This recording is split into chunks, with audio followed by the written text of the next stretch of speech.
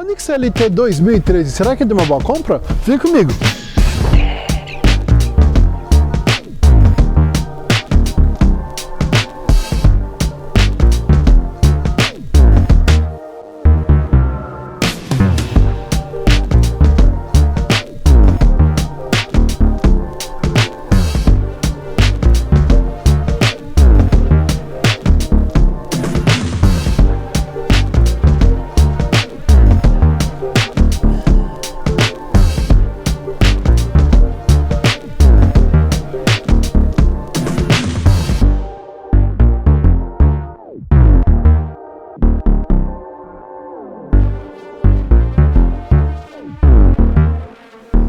Salve, salve meus amigos, tudo bem? Bem-vindo ao canal GT Cars School, sou o Gabriel Teixeira e hoje eu vim trazer um carro bem interessante para vocês.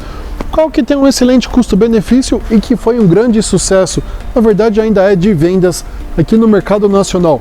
Estamos falando do Onix 2013 1.4. Esse carro aqui 2013 versão LT foi o primeiro ano aí que o carro foi fabricado. Na verdade o carro surgiu em 2012, mas já com o modelo 2013. A gente vai fazer aquela avaliação, comentar um pouco sobre o carro, um pouco da história, como ele surgiu, enfim, falar de pontos positivos, negativos, aquela avaliação bem completa que você já está acostumado. Então fica com a gente até o final que vai ser bem interessante.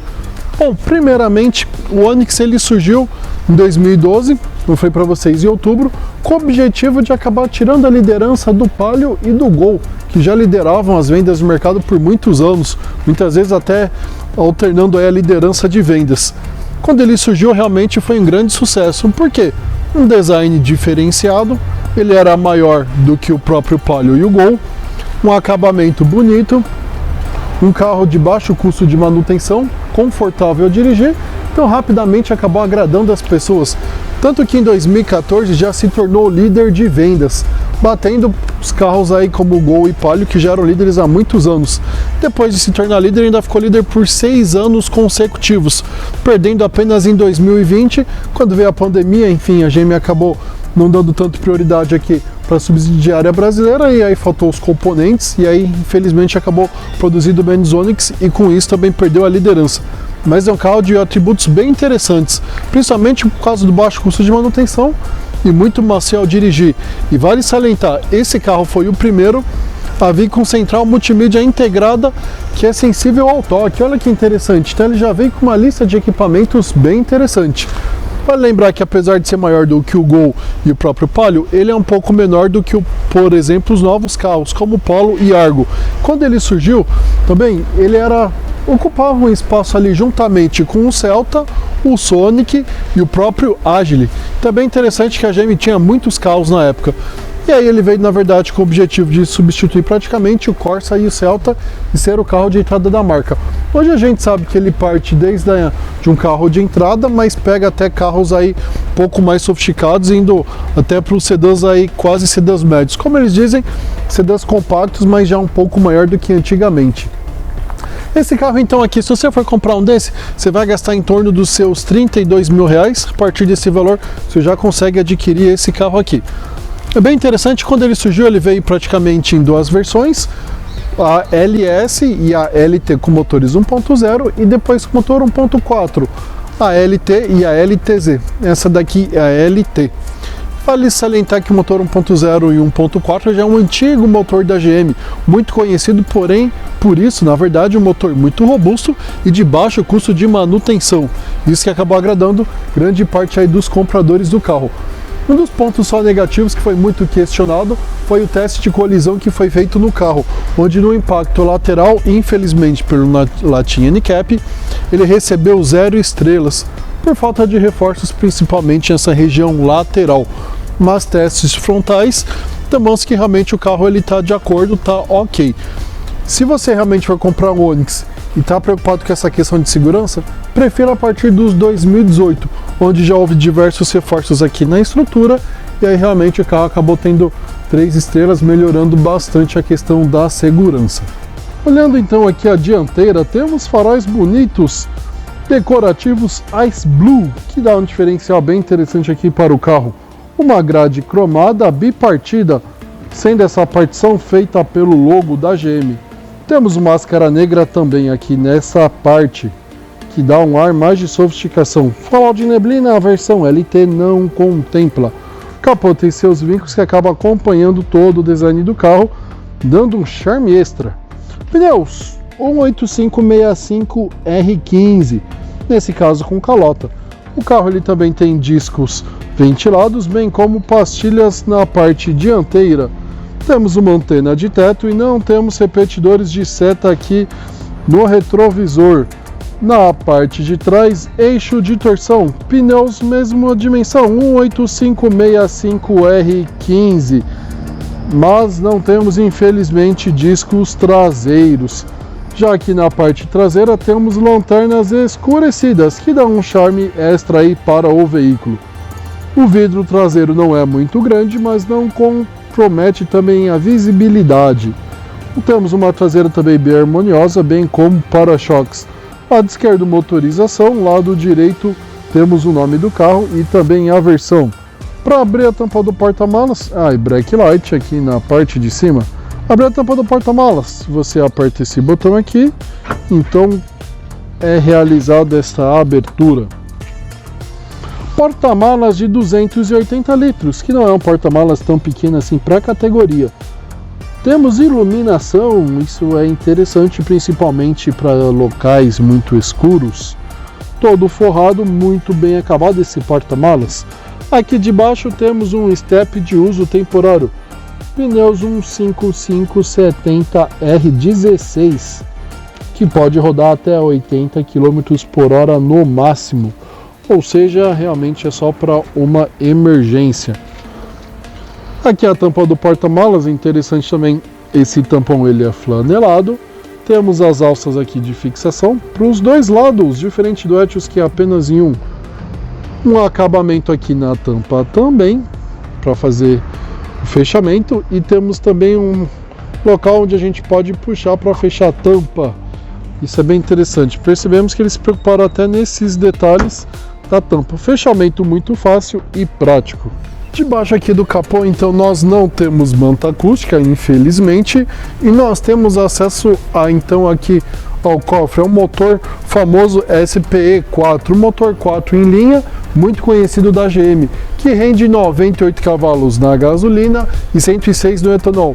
Isso daí a 5.500 RPMs, com torque de 12,9 kgfm na gasolina e 13,9 no etanol.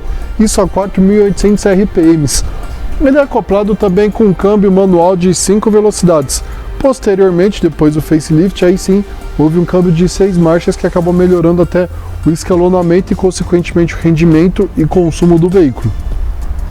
Mas é um motor tradicional, simples, de 8 válvulas, de concepção lá dos anos 90 e que, por isso, tem como vantagem o custo de manutenção, principalmente que é uma manutenção muito simples e já conhecida pelos mecânicos. Vale lembrar que também o motor 1.0 já tem uma potência máxima de 80 cavalos e 9,8 kgfm. Esse motor aqui ele vem acoplado com um câmbio manual de 5 velocidades. Posteriormente houve 6 velocidades aí quando houve o facelift. Ele ainda tem um tanquinho de partida a frio e não há também manta acústica aqui na parte de baixo do capô. Vamos ver então como que é a parte aqui de dentro, na parte traseira. Temos uma porta simples, porém com materiais aqui diferentes. Uma parte cromada onde fica o puxador. Aqui temos a alavanca para subir e descer o vidro de forma manual. Alto-falante na parte traseira e 2 puxadores de porta. Uma parte mais alta, outra parte mais baixa. Isso aqui é curioso. Normalmente a gente encontra apenas em uma única posição. Bom, pessoal, avaliando aqui o espaço interno do carro para a cabeça não é muito bom. Na verdade, eu que tenho 1,80 m acaba batendo um pouco aqui, senão realmente eu fico reto e incomoda um pouquinho.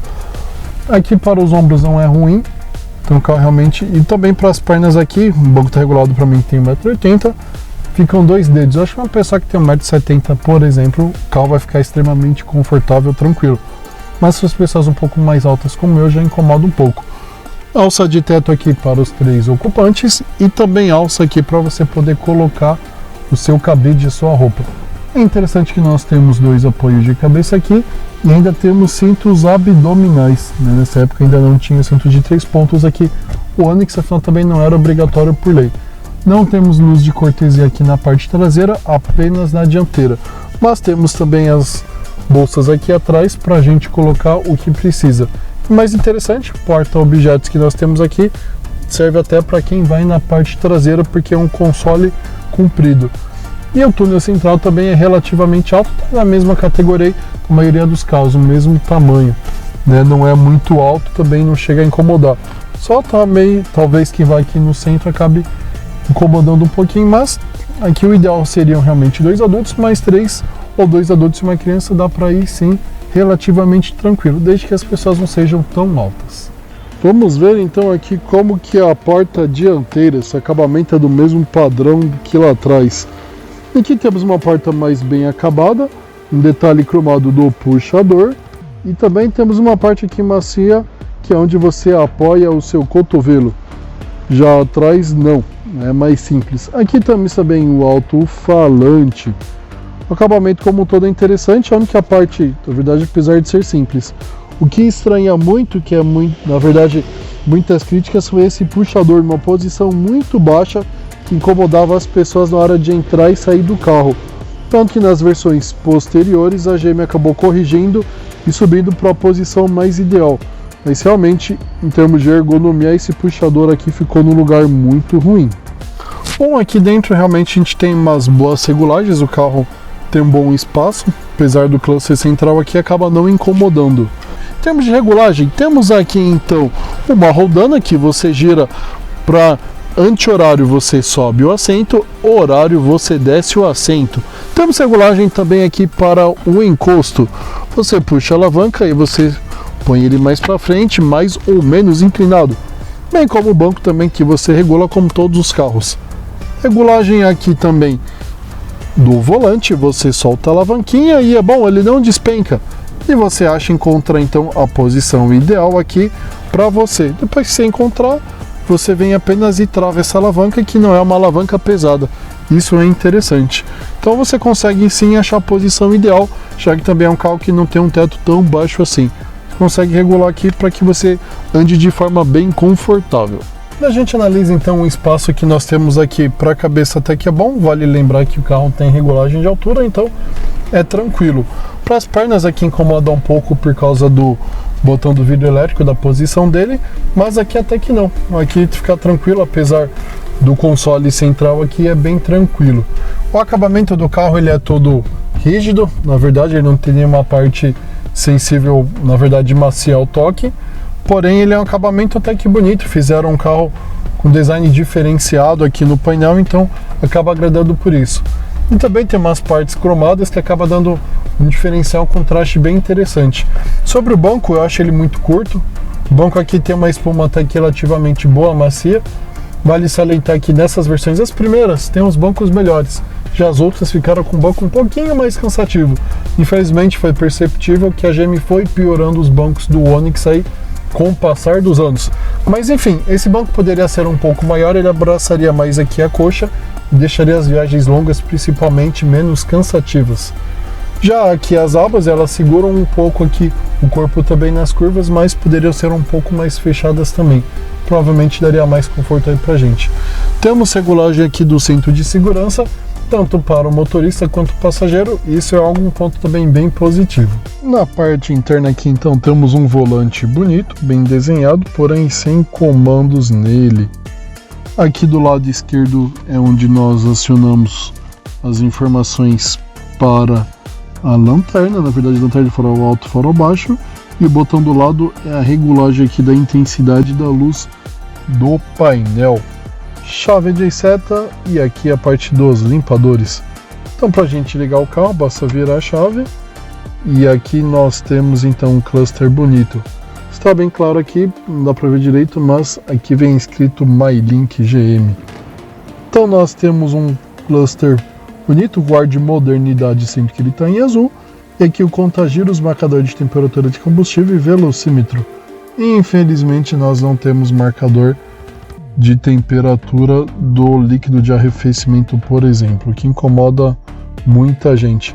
O acabamento dele é bonito, dá um ar de modernidade, porém ele é todo simples, de plásticos rígidos e também com grandes vãos. Gosto quando o painel ele acaba combinando também com o painel de porta. Acho que dá um ar de mais sofisticação para o veículo. E aqui temos o famoso MyLink também. A tela está um pouco clara, mas aqui temos acesso ao MyLink aqui da GM, que nesse caso o carro está com um problema, então não está funcionando corretamente. Bom, aqui nós temos os botões para travar e destravar, bem como pisca-alerta e os botões do ar condicionado. Aqui nós temos também uma saída USB, bem como também uma tomadinha aqui 12 volts que ele vem com essa tampinha aqui. E temos um outro porta-objetos bacaninha. Manopla de câmbio nessa versão aqui ela já vem cromada, nas 1.0 ela é bem mais simples e não vem com esse detalhe. Gosto bastante desse porta-copos, na verdade esses porta-objetos que tem no console. O console central aqui dá um ar de bem sofisticação para o carro, gosto bastante quando tem, porque você tem dois porta-copos, um porta-objetos, também é tão porta-objetos para quem vai na parte de trás. Temos um banco bonito com um bom tecido aqui fazendo o seu revestimento. E aqui no porta-luvas, então temos um porta-luvas não muito grande, mas interessante, ele é iluminado, isso me agrada bastante. E não são muitos carros que tem. Ele utiliza o mesmo sistema do Etios, ele tem ali vazado onde vai ficar a saída do ar, tem vazado na tampa. Aqui temos também dois outros porta-objetos no lado da multimídia MyLink. Na parte de cima aqui nós temos um espelho, porém sem iluminação interna. Deste outro lado também temos o espelho, porém aqui sem a tampinha. E aqui em cima temos também apenas o botão para acender a luz e aqui na verdade os microfones para você atender o seu telefone. No geral então acabamento bem simples, mas aqui o espaço, como eu falei para vocês, incomoda um pouco que bate a perna aqui, mas esse lado aqui é bem tranquilo, não atrapalha, não bate no console. Queria aproveitar para agradecer o Cauê, meu amigo que foi quem emprestou o carro, dono do carro. Muito obrigado por ter emprestado, realmente é um carro que tem um excelente custo-benefício. E obrigado pela oportunidade para poder apresentar aí também para o pessoal, que realmente é uma excelente compra aí para quem está buscando o carro, um hatch aí compacto. E aí, pessoal, o que você achou da avaliação? Deixa aqui nos comentários, vamos bater um papo sobre isso. Você compraria esse carro? Sim, não? Se não, qual outro você compraria? Bom, pessoal, então vamos à nossa conclusão, pontos positivos, negativos, custo de manutenção, e será que esse carro foi feito para você? Vamos lá então, primeiramente custo de manutenção. Se eu pegar esse carro aqui e ficar fazendo as manutenções dele com o nosso kit básico de peças, quanto custa? Vamos relembrar o nosso kit básico de peças, o que contempla? Primeiramente, velas, filtros de ar, óleo e combustível, embreagem, afinal é um carro mecânico, amortecedores dianteiros e traseiros e também discos e pastilhas dianteiros. Esse nosso kit básico de peças, vale salientar que não são peças de concessionária, mas de bons fabricantes, de bons fornecedores, está em pouco mais de R$ 2.400. É um custo, se você for ver, realmente baixo, até um preço bom para o segmento do carro. Tá certo que é um carro de entrada, mas pelo que o carro entrega é um preço interessante, é um preço bem aceitável. E quais são os pontos então positivos desse carro? Bom, vamos lá. Um dos pontos positivos é a questão do design. Realmente chama muita atenção, principalmente quando ele foi lançado. Era um carro bem diferente dos demais. Realmente é um carro bem mais bonito, com mais atenção ao design em si. Outro ponto muito positivo também é o custo de manutenção. As pessoas acabam elogiando bastante, que realmente é um carro que as peças são baratas, a manutenção é simples, motor já muito conhecido pelos mecânicos, então isso torna com que a manutenção seja barata também. Qualquer mecânico consegue mexer, então isso é algo muito interessante. Outro ponto muito positivo é o conforto. Esse carro tem um rodar muito suave e muito confortável, muito bacana aí para a categoria dele. Mas sabemos que nem tudo é perfeito. Poxa, Gabriel, quais são os pontos negativos dele então? Vamos lá. Primeiro ponto que poderia ser melhorado é a questão do desempenho. Infelizmente é o carro que não desempenha tão bem. Se você, quando ele foi lançado até que não era ruim, mas quando a gente compara com os carros hoje em dia 1.4, 1.3 ou até 1.6, a gente percebe que ele é o motor mais fraco. Por quê? É um motor de concepção antiga, dos anos 90, é uma melhoria do motor que a gente tinha lá atrás no Corsa, no Celta. Por isso, então, não é um motor de nova tecnologia que já te entrega grande potência. Realmente é um motor um pouco mais lento. Na verdade, por isso que o custo de manutenção acaba sendo até mais barato. Afinal, não é tudo perfeito na engenharia, ganha-se de um lado e perde-se do outro, não é mesmo? Vamos então falar de outro ponto negativo do carro também. É a questão da estabilidade. Não é que o carro seja ruim, que você fique com medo nas curvas, que ele acabe jogando ou rolando muito a carroceria. Não acontece esse tipo de coisa. Mas realmente, comparado com outros carros, a gente percebe que a estabilidade não é tão boa. Você não fica tão seguro assim e fazer curvas tão rápidas. Talvez até por ter uma suspensão focada no conforto, a gente acaba perdendo nesse ponto. Outro ponto que também as pessoas, os donos, reclamam um pouco é da questão do porta-malas. 280 litros não é tão pequeno, mas muita gente acha que ele poderia ser um pouco maior. Tem porta-malas de alguns hatches aí que chegam a 300 litros, por exemplo, que já é um porta-malas interessante. Bom, pessoal, para quem eu indico? Será que esse carro foi feito para você? Bom, eu indico esse carro aqui então para quem? Pessoas que buscam um carro de baixo custo de manutenção. Uma pessoa que precisa de um carro para uso diário, por exemplo, mas não pode gastar muito. Tem um carro realmente que tem um excelente custo-benefício, eu acredito que seja esse. Pelo ano de 2013, é um carro que você vai poder comprar tranquilamente, sabendo que a manutenção não vai ser cara e que você vai ter um carro também que tem peças abundantes, com a manutenção super tranquila. Então, como carro usado, sim, eu acredito que seja um dos melhores do mercado, se o seu foco for a questão de economia. Se você privilegiar desempenho, realmente vai ser um pouco mais complicado porque ele não entrega muito. Mas se você é aquela pessoa mais conservadora, que anda de boa e realmente não quer ter gastos com o carro ou surpresas com manutenção, pode comprar esse carro, realmente ele vai te atender perfeitamente. Bom, e se você está a fim de comprar o seu carro usado, mas tem medo de comprar um carro que já foi batido, passou por enchente, ou teve alguns problemas, por exemplo, mecânico, eu tenho a solução para você. Participe do GT Ensina, onde de forma muito prática e objetiva vou te ensinar a avaliar um carro desde pintura, estrutura, motorização, verificar se o carro passou por enchente, enfim, fazer uma avaliação bem completa para que você compre o seu carro e não tenha dores de cabeça. Se você quiser participar, basta você clicar aqui no link da descrição do nosso vídeo. E se você está afim também de comprar um carro, mas quer que alguém avalie para você, eu posso fazer esse serviço para você. Ou avaliar ou comprar o carro para você, buscá-lo. Se você quiser saber mais, manda um e-mail para mim, gtcarschool@gmail.com. Pessoal, e não esqueça de seguir a gente nas redes sociais, GT Car School, Instagram, Facebook, Kawaii e também TikTok. Obrigado, pessoal, por ter ficado com a gente até a final. Tamo junto na eletrificação e na combustão. Valeu!